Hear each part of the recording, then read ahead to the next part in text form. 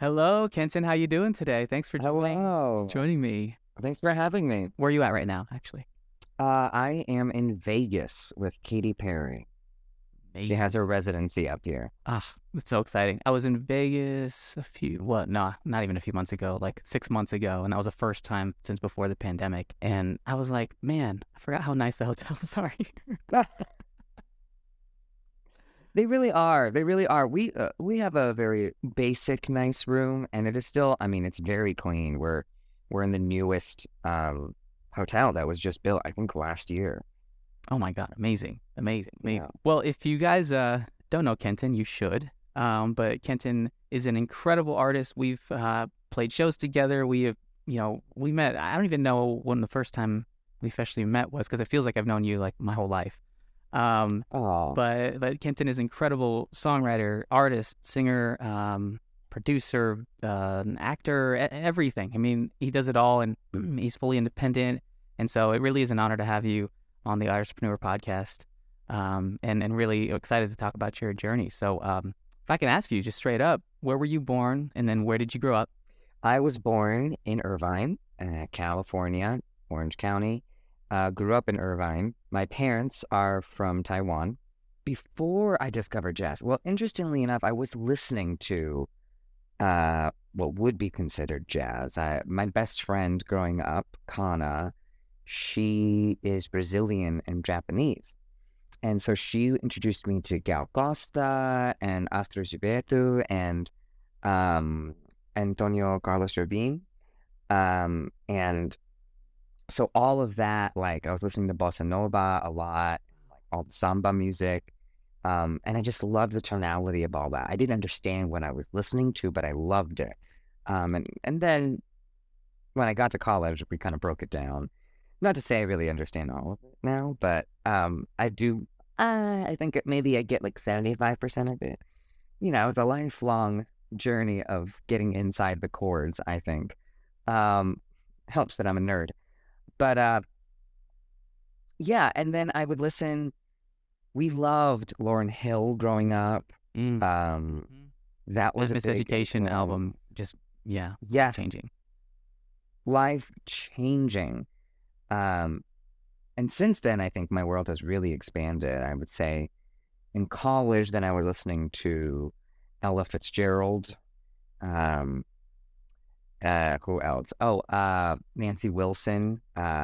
She's a big influence on me. Mm. Uh, Interestingly enough, I discovered her in the at the library. I forget which library it was. I can see the library, but I can't remember exactly where it is. I think it was like Turtle Rock or Concordia University had a library. And I remember it was just like in one of their CDs. It was like Haha. yeah, it was like Kind of Blue or something like that. And I popped it in. I listened to her on my way to work. I would take the train up to USC where I was working at the time, and then take it back down to Irvine. And You worked at yeah, USC? What were you doing there? well, I went there, and it was during the summer, and so I What'd you study at USC? I started with math, immediately dropped it, and then became a theater and music major. Wow. And then eventually I downgraded the theater and I became an English with music. So yeah, it was vocal jazz and English creative writing emphasis. It was I was trying to do too much, but I'll be honest. I was really trying to graduate with a double major, double minor, and in the end, I think I only officially finished the music part of it because I had to work and leave school. Uh, but then, uh, but th- but then, I still have like all the credits from all the other stuff. I can give you random, very very random tidbits of information about how the modern novel came to be about. And the last novel was, I think, the first modern novel was like A Room's End. Oh, in the corner. Oh goodness, I can't remember. Virginia Woolf. Um, and it was just like so revolutionary to have um, novels talk about like what's up, like the first American Wow. novel. They didn't um, beat around the bush about, a lot of the stuff. And it was What always year talking was it? about how this was 90, 19, not 90, 19, I want to say like 40, 39, 38. It was after, so basically it's the after that, I can't believe I'm talking about this. It was after the First World War, the Great War, Mm. because Americans went into it with such um, genuine optimism and such naivete, and everybody was just so sold on the fact that like we were fighting this great war and we were going to come out triumphant and America wins everything, and it was just awful, and Mm. people suffered, and the war that was won just didn't feel like any sort of victory.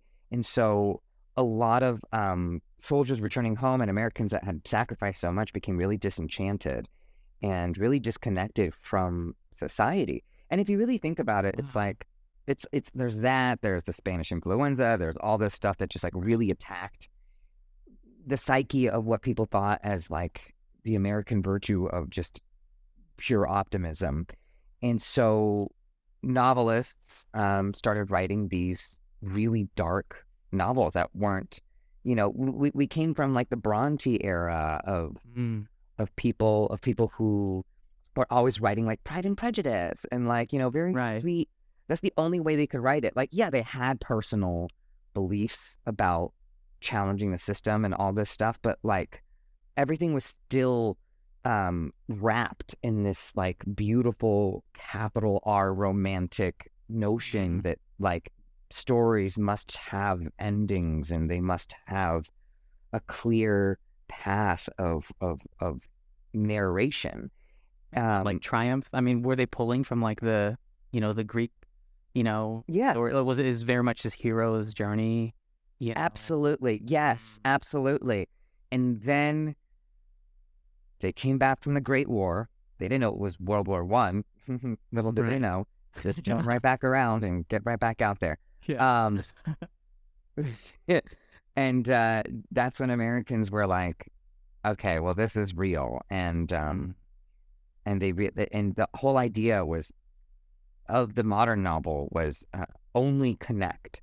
Americans were really just trying to like write towards understanding each other and understanding the darkness and the pain. I mean, like, it's what Russians were talking about the whole time with Dostoevsky and like, Crime and Punishment and all that stuff. And Americans are like, oh yeah, we get it now. Okay.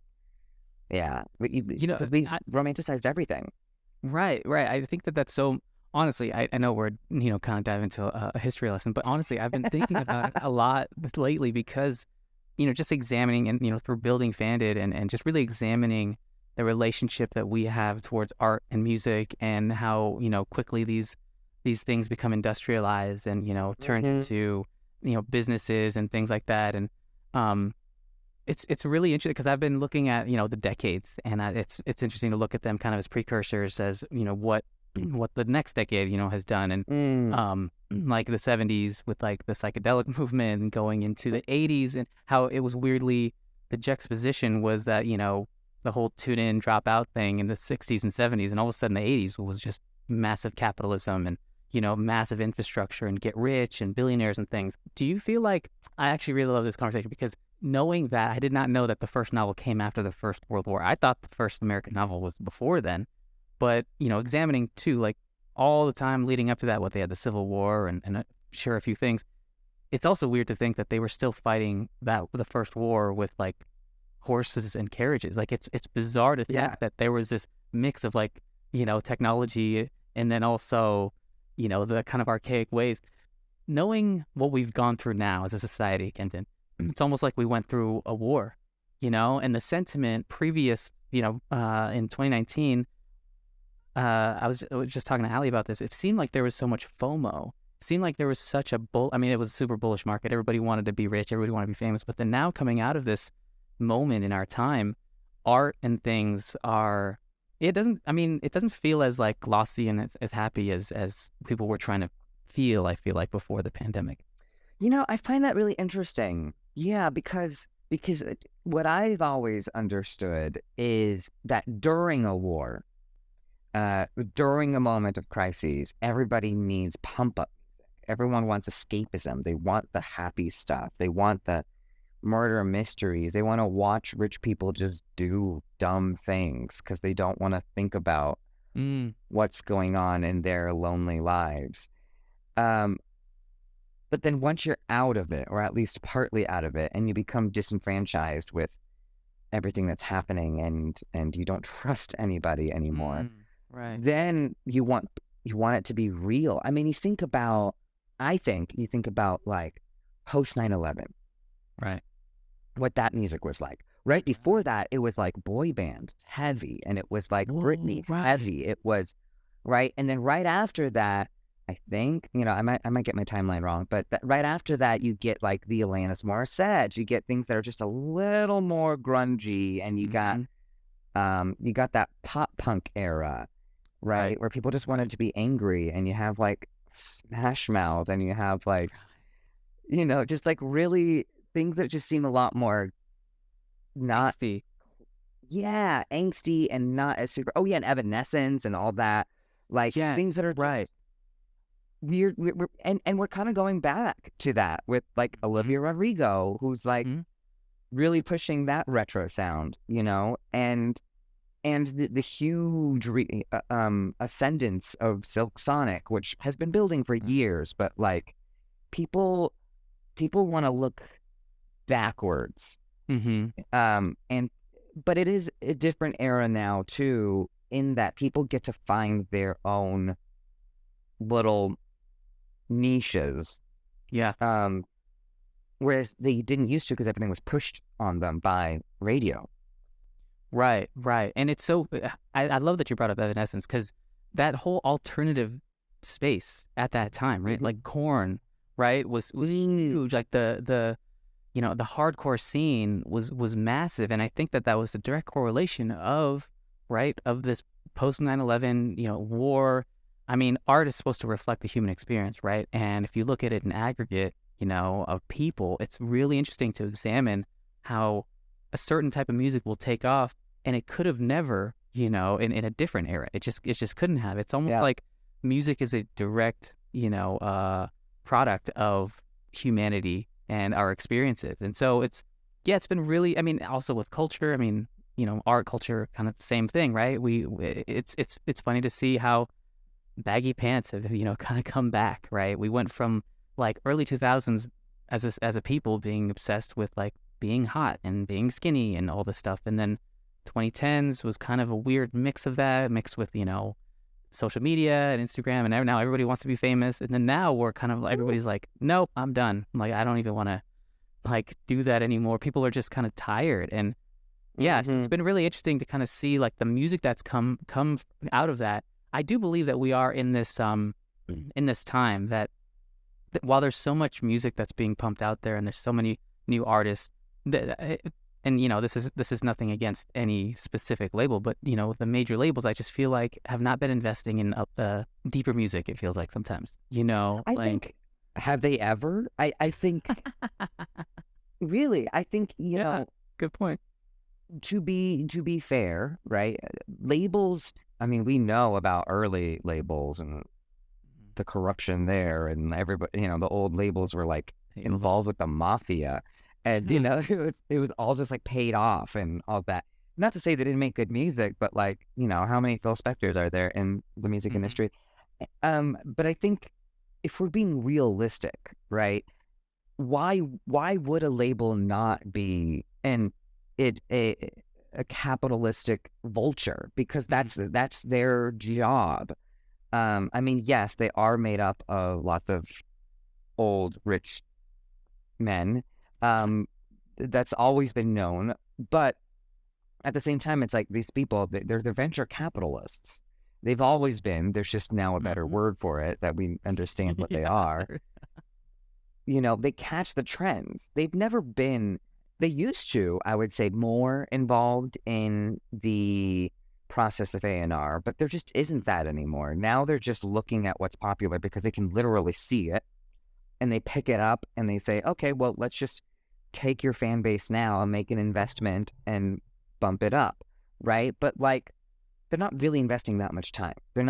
They're just waiting for you to get there. It's I would say the same thing with entertainment industry, right? You don't really, there's not many people that are developmental.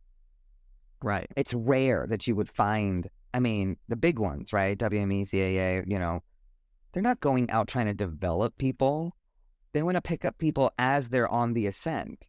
Right. And they're there to help you once you know what you're doing, and once you know what your base is, and once you know how you're going to sell yourself. And so I don't think the music industry, in terms of the business aspect of it, it's never been visionary. It's always been reactionary. And it's up to the artists to push as hard as they can and then kind of see where they are headed. I mean, like, Bieber was a YouTube discovery. I'm pretty sure Shawn Mendes was also one. And, and Lizzo's been around forever. Until and now she's big after she's already proven her commercial success. I think that's a really, really good comment, because you're right. Nobody wants to develop anymore. And as we've been discovering, like, the startup world and like the world of finance and everything is all about capturing revenue. I'm realizing that, every business is actually, if you have a revenue model that captures revenue somehow, and, you're able to scale that, right? Where the stuff that you buy, is cheaper than the stuff that you sell. And there's a little smidge of profit in there, then you can just keep on running. That's why they call it a flywheel, right? Because it's supposed to keep going. And I realize that, like, the world of finance, right? All these kids that are going to school and have gone to school, it's all about finding some sort of profit margin or some sort of revenue within everything. And so, unfortunately, right, you have a lot of these firms that are just like, doing a volume play where it's like, we're going to squeeze out this much a little bit, and then we're going to try to get, thousands, millions of people to buy it.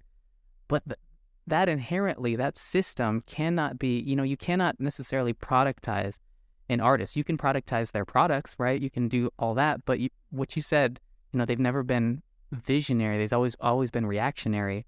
Man, that's I've never thought of it like that, because it's almost like, you do, like, if you have a moment as an artist, then they start come calling, right? And so, that's part of the whole thing that we grew up with, like, just keep going, and, the labels are going to come after you. But unfortunately, that's not what they do anymore. It's like their mentality feels like is where there's smoke, there's fire. It's like, if we heard about someone, then we're going to go boost that person, and they're not asking for music anymore. And I feel like that's why, I don't know, I just, maybe just older now, but I felt like there was some sort of honesty before, or at least a little bit, where they believed in the artist, or somebody really advocated for the artist in certain, times. But now it feels like a data play. And, if we're just only looking at data to translate, human interaction, I think that, I don't know, that's a little bit tough for me to swallow as an artist. I think every time there is a seismic shift in how entertainment, art is being consumed, record labels or executives or whatnot are forced to listen, and they're forced to make creative risks because they don't know what they're doing, because they don't know where things are trending. They don't have the data. But as soon as things start to settle, then they start to settle, and just by virtue of how a business is run, they are risk averse. They're not starting up their business. You are. As an artist, you are starting up your business. So you're selling them on, hey, I really believe in my products, but I don't have enough data to tell you that this is worth your investment. The only people that actually know your investment is worth it are your fans, the people who listen to you, the people whose lives are changed by what you are creating. Yes. Executives don't know that. They listen to your music like, ooh, bump, bump, that sounds fun. But they weren't. Right, so how do I sell this? Yeah, and like that's, I mean, in every meeting, I've been in this industry for a while, and like every meeting you do with reps or, all this stuff, like they tell you, what they ask you, what's your story? What's your story? Tell us about who you are.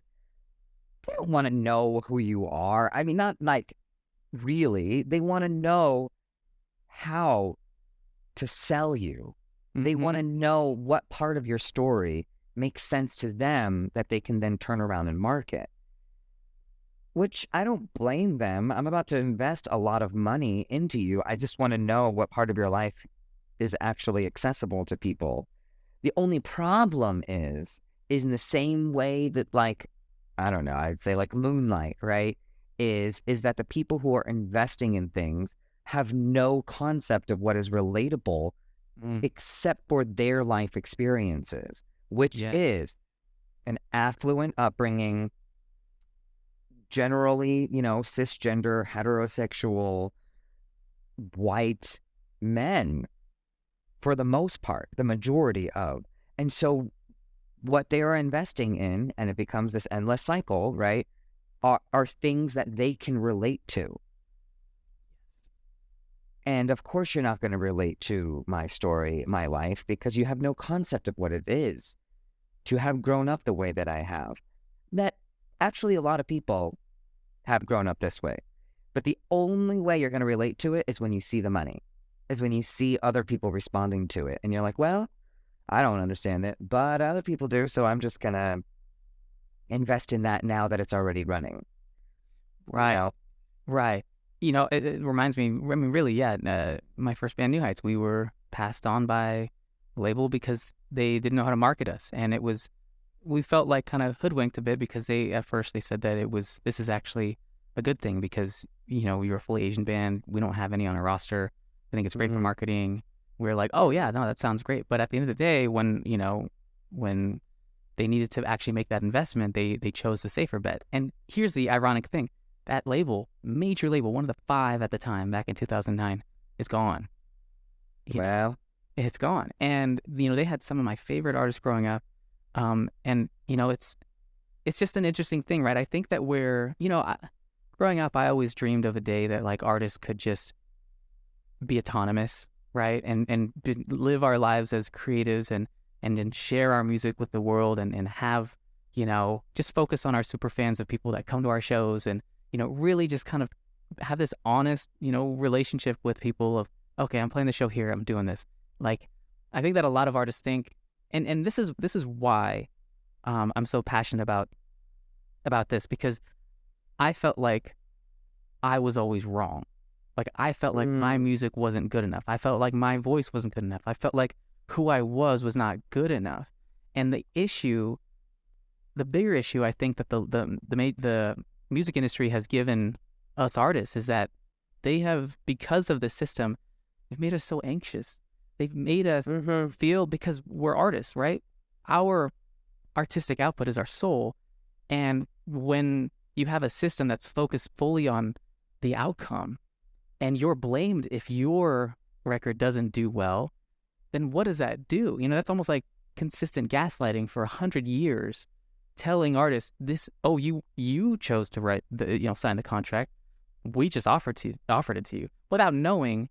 Nobody in their right mind would take this contract if it was for something like a house or a car or anything. Like no bank would garnish your wages, they would just have you pay your what you owe. And it's, I mean, banks, yeah, they definitely garnish your wages, but at the end of the day, these labels, that's kind of what they're doing. And I think that's the thing that through the generations we're grappling with now. And I feel like artists are smarter nowadays because the access to all the information, before back in the 60s, who would you talk? You would hire a lawyer and you have to trust that lawyer fully. And if that lawyer was in on it, or if that lawyer wasn't that great, then, where else are you going to get the information? You can't just go find a template contract and, learn everything yourself. You had to do it all through people. If I can ask you, Kenton, how has that change affected you? Like, what are you seeing the future of the music industry for yourself? And how is it, is it becoming more equitable? Are there people that you're seeing really caring a lot more in different ways? Oh, is it becoming more equitable? Honestly, no.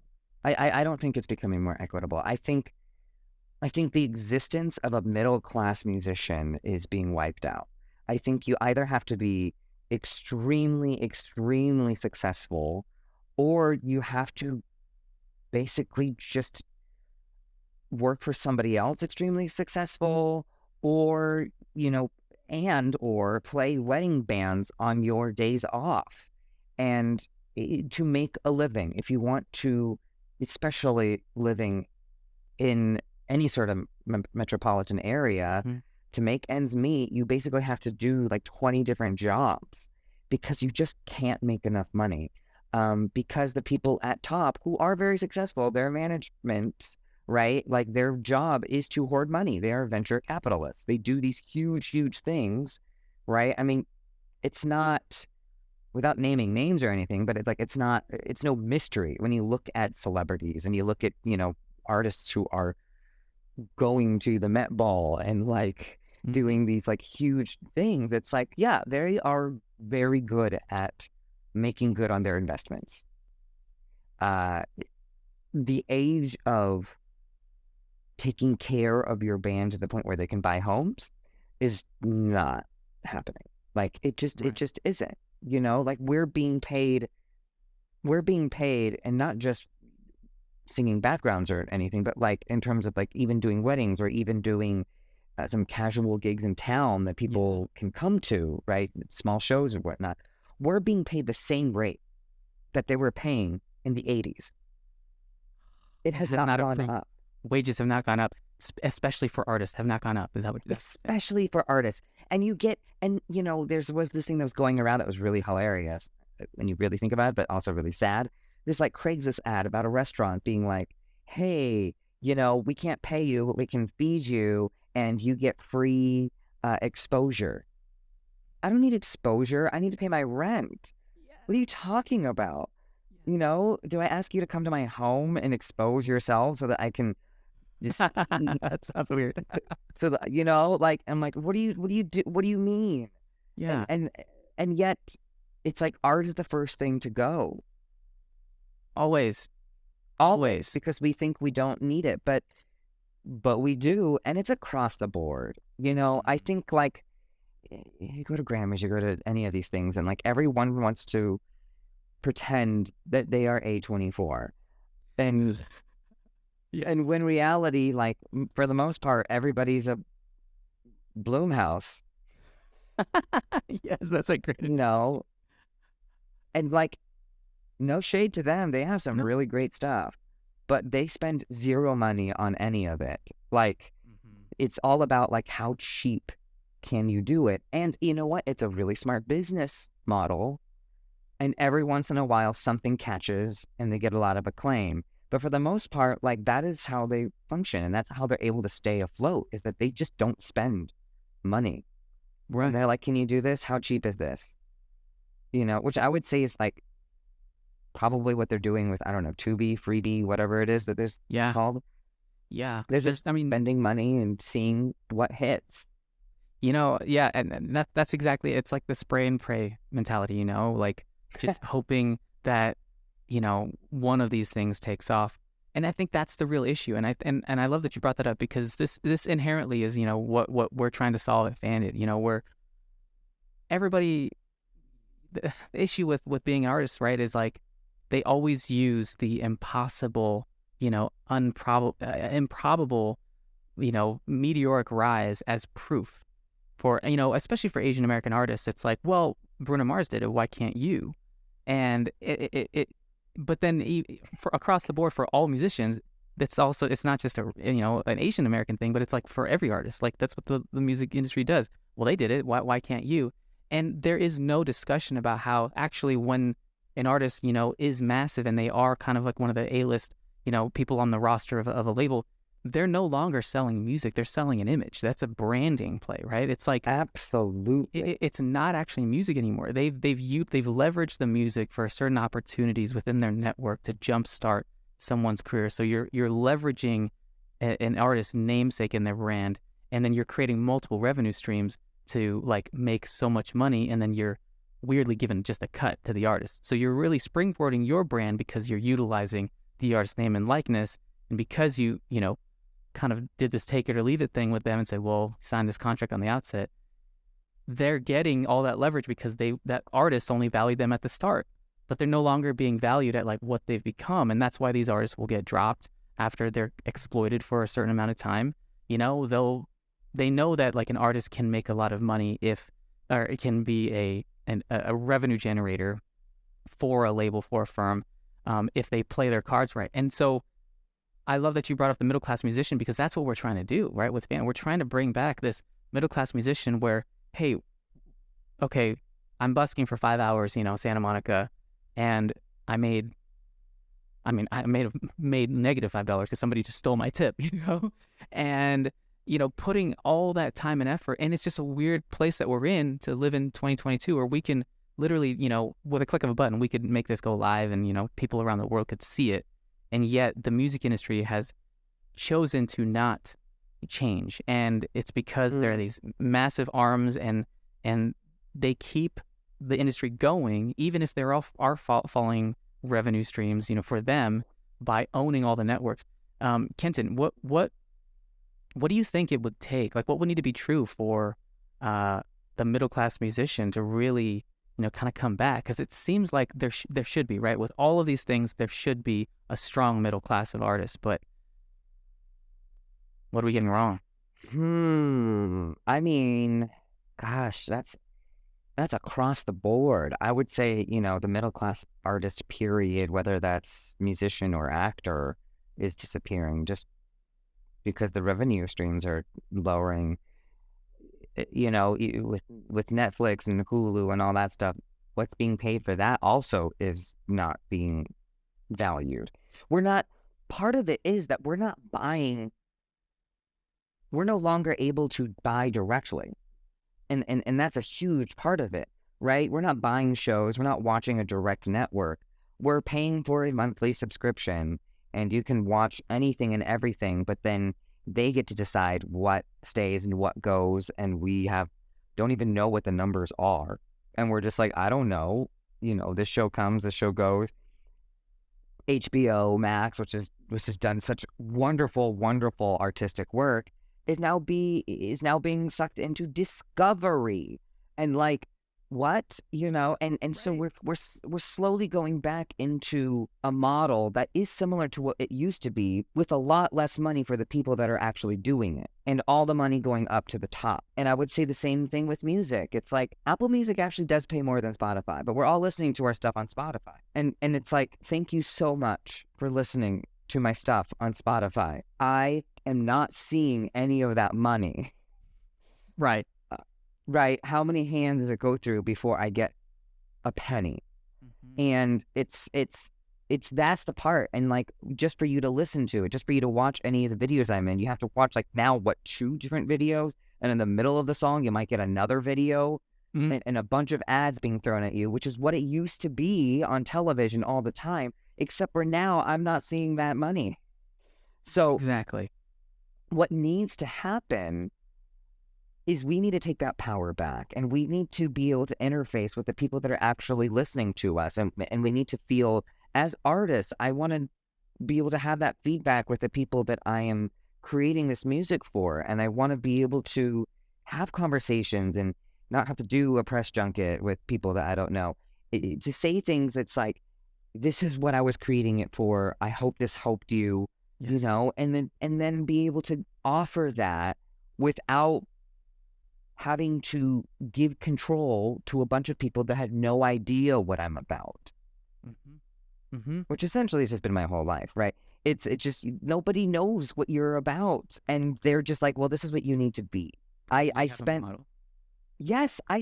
know. I mean, listen, I'm queer, I'm Asian, I'm a small-boned human being.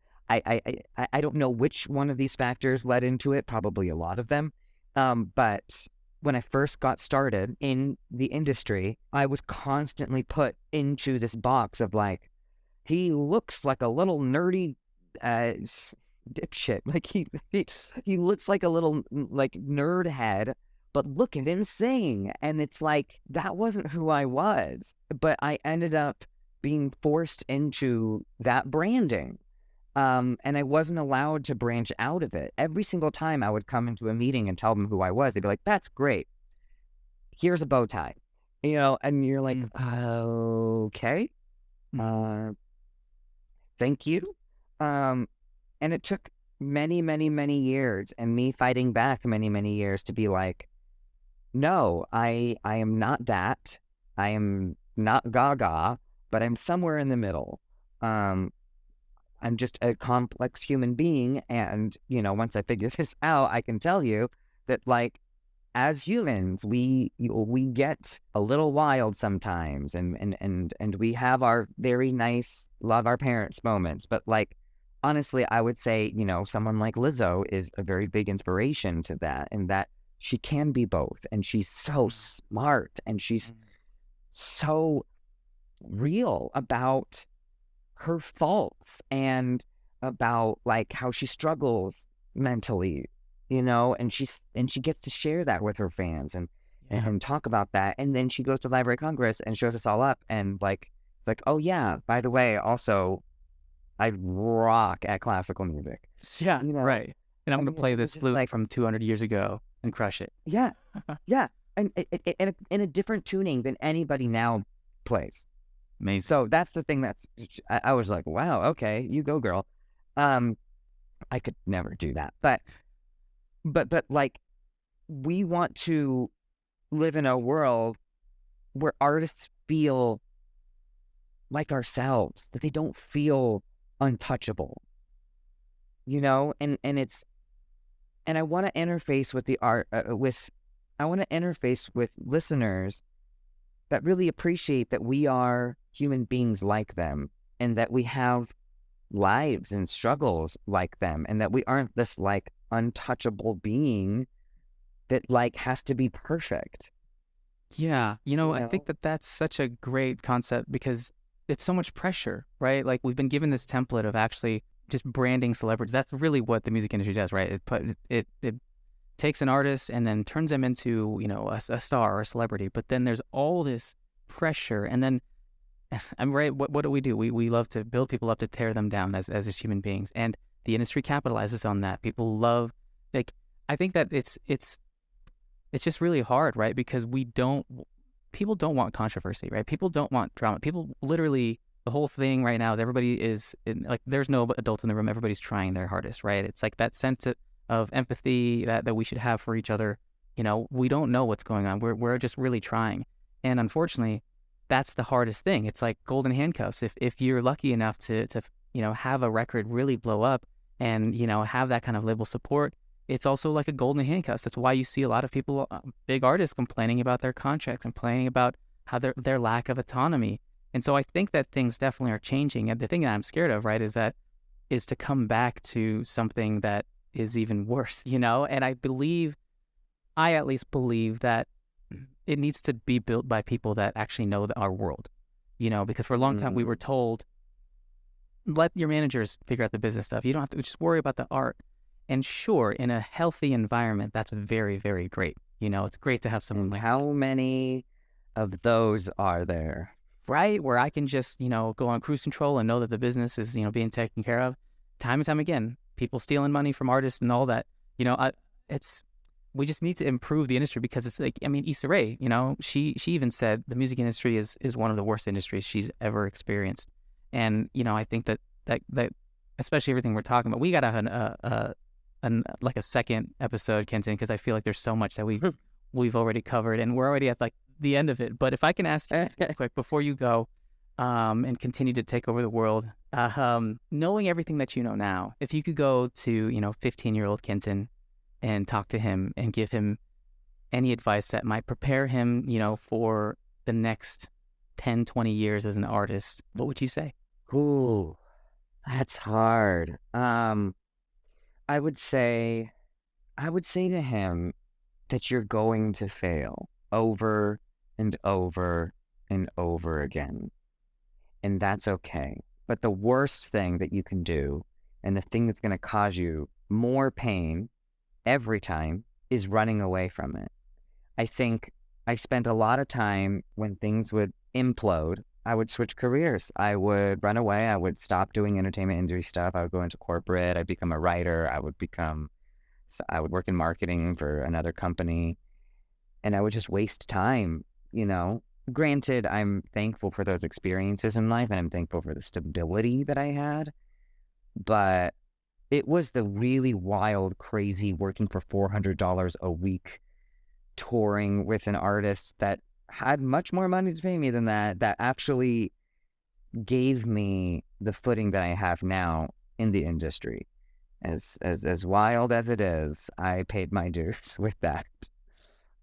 So I would say, yeah, just keep going, because even though some days you still question whether or not it's worth it, there are really incredible experiences where you're able to know that what you're doing is reaching people, and you can't imagine the experiences that you'll have. It's just like it's not even fathomable to you at 15.